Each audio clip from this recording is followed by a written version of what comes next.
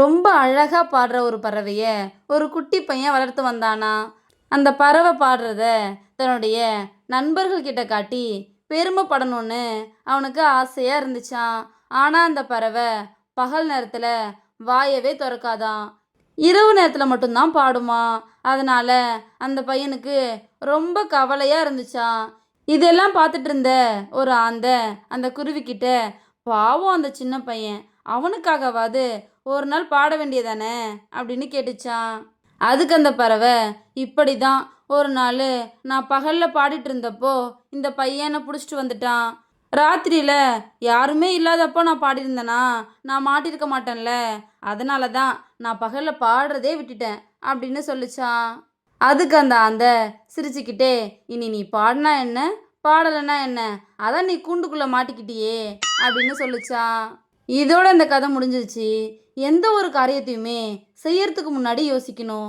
யோசிக்காம சில விஷயங்களை பண்ணிட்டு அப்புறமா இனிமே இதை பண்ணவே மாட்டேன்னு வருத்தப்பட்டு எந்த பிரயோஜனமும் இல்லை. அதுதான் இந்த கதை நமக்கு சொல்லுது. ஒரு கப்பல் வியாபாரி எப்பவும் போல கப்பல்ல தன்னுடைய பொருட்கள்லாம் ஏத்திக்கிட்டு கடல்ல பயணம் செஞ்சுக்கிட்டு இருந்தாராம்.